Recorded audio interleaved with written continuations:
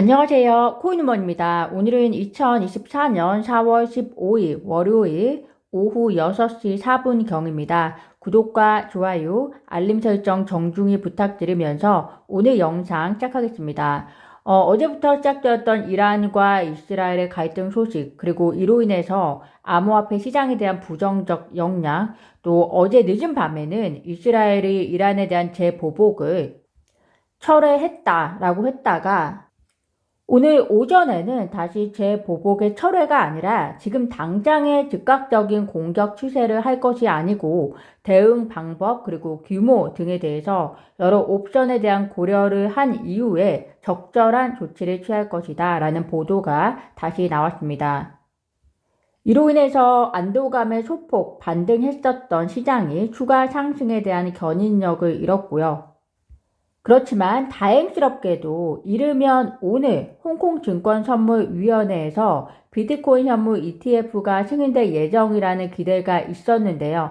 약 3시간 전, 그러니까 오후 3시쯤에 홍콩선물위원회가 다수의 투자기관이 신청한 비트코인 현물 ETF뿐만이 아니라 이더리움 선물 ETF에 대해서도 조건부 승인을 했다는 소식이 들려왔습니다. 조건부 승인에 대한 상세한 내용은 좀 더 확인이 필요한 부분으로 보이고요. 해당 소식이 비트코인 소폭 재반등에 영향을 끼친 것으로 보입니다.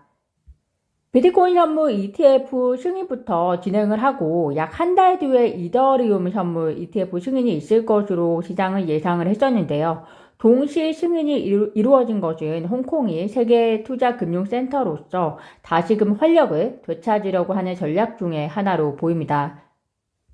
이더리움의 경우에는 8개 거래 주소가 홍콩증권거래위원회의 비트코인 이더리움 선물 ETF 승인 소식 이후에 평단가 3,257달러에 약 3,188만 달러 상당의 이더리움을 매수했다고 하는데요. 참고하시면 될 것 같습니다. 승인부터 실제 상장까지 약 2주 정도 걸린다고 보기 때문에 반감기가 시작될 것으로 예상되는 4월 20일이 지나서 4월 말에는 홍콩 비트코인 현물 ETF와 그리고 이더리움 현물 ETF가 상장이 되어서 실제 거래가 시작이 될 수 있을 것으로 보입니다. 반감기 직후에 비트코인과 이더리움 현물 ETF 거래가 시작이 되기 때문에 반감기에 대한 효과에 얼마나 영향을 줄 것인가가 투자자 입장에서는 가장 관심 있는 부분 중 하나가 될 텐데요. 우선 이를 결정지을 요소 중 가장 중요한 것은 첫 번째로 미국이 비트코인 현물 ETF처럼 얼마나 큰 대규모 자본의 유입이 이렇게 홍콩 현물 ETF에도 이루어질 것인가 이것에 대한 것이고요. 그리고 다른 하나가 중국 본토 자본의 유입이 과연 가능할 것인지에 대한 것이 관건이 되지 않을까 생각이 듭니다. 우선 어제 방송에서도 말씀드린 것처럼 두 번째 부분, 즉 중국 본토 자본 유입의 가능성의 경우에는 이번에 현물 ETF를 신청했던 발행사들의 입장에서는 규제로 인해서 중국 자본 유입이 쉽지 않을 것이다 라고 이야기를 하고 있는 상황이지만 베이징에 본사를 둔 투자기관이 이번 ETF 신청 회사의 주요 발행사인 만큼 궁극적으로 언젠가는 중국의 자본 유입을 목적으로 했을 것이라는 생각이 듭니다.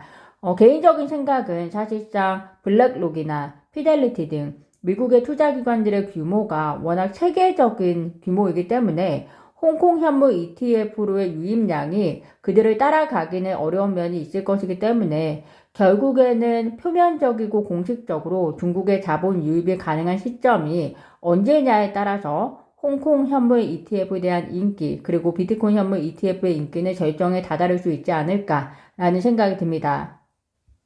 또한 비트코인과 이더리움 현물 ETF의 성공적인 론칭이 이루어져야 기타 알트코인들, 리플 XRP 등 카르다노 등 다른 알트코인들의 ETF 신청 역시 긍정적인 전망을 보여줄 것이라고 생각이 들고요. 특히 리플의 경우는 현재 홍콩과 CBDC 파일럿 관련 업무를 지속화하고 있기 때문에 비록 미국에서는 소송의 이슈 때문에 언제 XRP 현물 ETF 신청이 가능할지 모르지만 오히려 홍콩에서 XRP 현물 ETF 신청에 대한 투자 기관들의 긍정적 관점을 공유할 수 있지 않을까 기대를 해봅니다. 14년 후면 비트코인 채굴자 지갑에 50비트코인 그 해당 양이 코인베이스로 이체되었다는 소식입니다. 해당 비트코인은 2010년 4월 23일 채굴된 물량이라고 분석이 되어 있고요. 또한 암호화폐 데이터 플랫폼 인투더블록이 비트코인이 지난 주말 동안 급격히 하락했지만 온체인 데이터상에 아직 고래들의 매수 움직임은 보이지 않는다라고 전했습니다.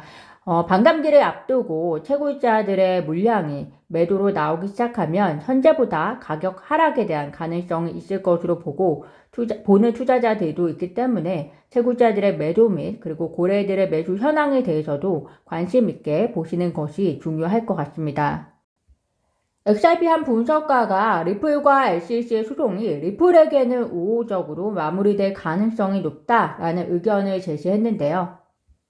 그 이유가 첫 번째가 토레스 판사가 SEC의 중간 항소 요청을 기각했던 것, 그리고 두 번째가 SEC의 구제 관련 브리핑이 그들의 주장의 핵심 요소였던 피해 투자자가 있다는 것에 대한 증거를 제시하지 못한 점, 세 번째가 SEC가 최근에 이더리움과 그리고 유니스왑에 대한 조사를 시작하면서 SEC가 더 이상 리플이 아닌 코인베이스나 이더리움이나 유니스왑 등의 자원을 배치하게 되면서 리플 소송은 전적으로 법원의 결정에 의존할 가능성이 높아졌다. 이렇게 평가를 하고 있습니다. 그렇지만 끝날 때까지 끝난 것이 아니라고 아직까지 리플과 SEC 소송에 대한 합의 기대감이 지속되고 있는 가운데 지금 어떤 가능성이 먼저다라고 점치기보다 4월 22일 제출되는 리플의 반박문을 통해서 향후 가능성에 대한 추정의 근거를 찾아볼 수 있을 것이라는 생각을 해봅니다. 제가 오늘 준비한 소식은 여기까지입니다. 오늘도 영상 시청 진심으로 감사드리고요. 구독과 좋아요, 알림 설정은 코인 우먼에게 큰 힘이 됩니다. 감사합니다.